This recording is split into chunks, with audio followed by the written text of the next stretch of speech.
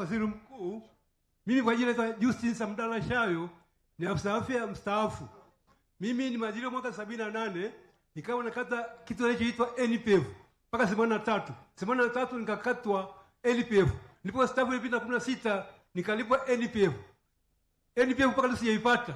Mheshimiwa, nimelalamika kwa mkurugenzi mtendaji wa wilaya ya Rombo, nikaandika barua niende kwa katibu mkuu wizara ya pesa. Nikaenda kule kakuta dada moja Ugenia Gairo. Akaandika barua kwa mkurugenzi. Yaani daraja yangu lipelekwa CAG, msimamizi mkuu wa pesa serikali, ili nipate mafao yangu.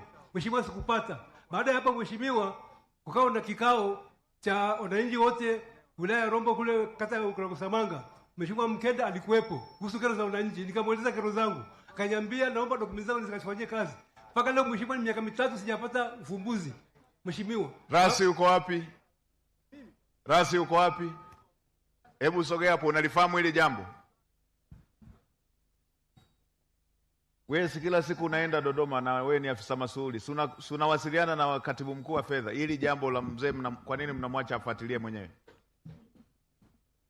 Mheshimiwa Waziri Mkuu, si kuna wizara inasimamia mambo ya wastaafu? Ndio Mheshimiwa Waziri Mkuu. Kwa nini hamyabebi ninyi wenyewe mshughulikie hizo shida, mnaacha mzee kama huyu afuatilie? Tunaomba Mheshimiwa Waziri Mkuu tulichukue tukalifanyia kazi. Kwa nini hamshughulikii? Ilikuwa halijafika rasmi ofisini kwetu. Limeshafika kwa mkurugenzi, kwa nini halijakufikia? Haya ndio mambo nisiyotaka ya kuacha wananchi washughulike na mambo yao wenyewe kama vile hamna serikali. Mbona walimu wanaweza?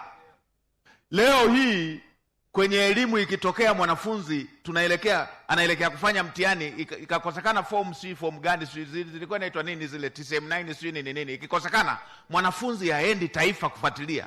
Mwalimu tu pale watapokezana, mkuu wa shule wa shule anapeleka kata anapeleka wilaya inaenda mkoani taifa, baadaye namba inarudi. Ninyi mambo haya ya wananchi yanawakuta, mnawaachia tu anaendelea nayo. Kwa nini? Mkurugenzi, hili jambo lilipokufikia ulimpelekea nani?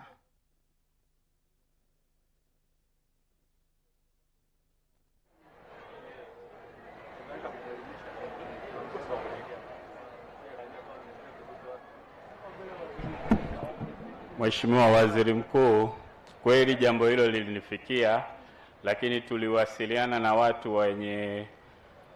watu wa NSSF kwa sababu ilikuwa ni swala la mafao. Tulikutana na meneja wa NSSF akaomba baadhi ya vielelezo, tukaweza kumpatia na tukatuma afisa utumishi akaongozana naye mpaka ofisi za kule. Sasa baada ya hapo sijapata mrejesho.